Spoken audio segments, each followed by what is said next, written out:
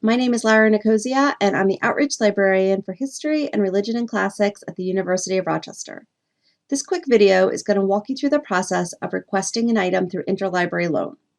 If you're not familiar with Interlibrary Loan, it's a free service that you can use to request items that are not currently part of U of R's collections.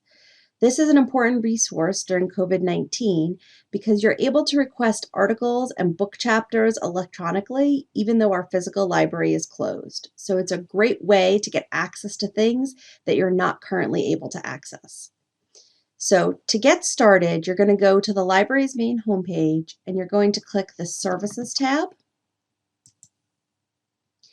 and then click Interlibrary Loan. Once you get to our main page here, we're going to click Login to log in with our NetID. Oops. Now, if it's your first time logging into Interlibrary Loan, it's going to ask you to set up your profile. It'll tell you all of the different fields of information that we need. Just fill out everything with a red star next to it. Once you have your profile set up, you're going to land on a page like this where you can go to this menu on the left-hand side to place a new request. So right now, you're probably going to choose things a lot of times like article or book chapter. Just pick whichever seems the most appropriate to you. So here I'm going to click article.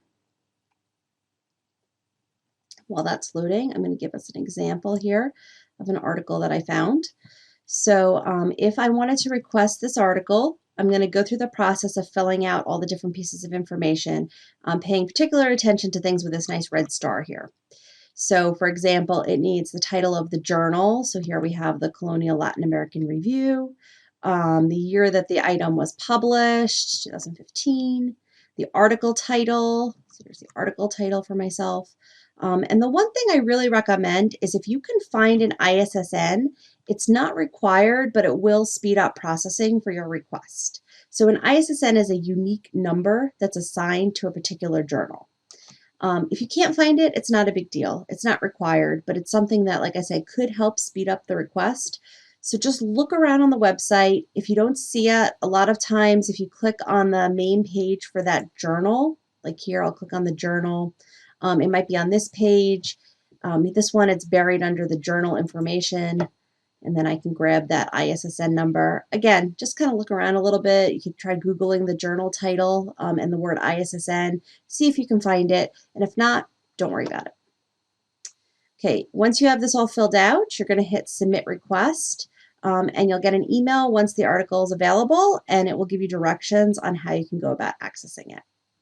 If you have any questions, please feel free to reach out. All of the outreach librarians are happy to help you. You can find our information on the library's main page underneath the Get Help tab. Thanks, and good luck with your research.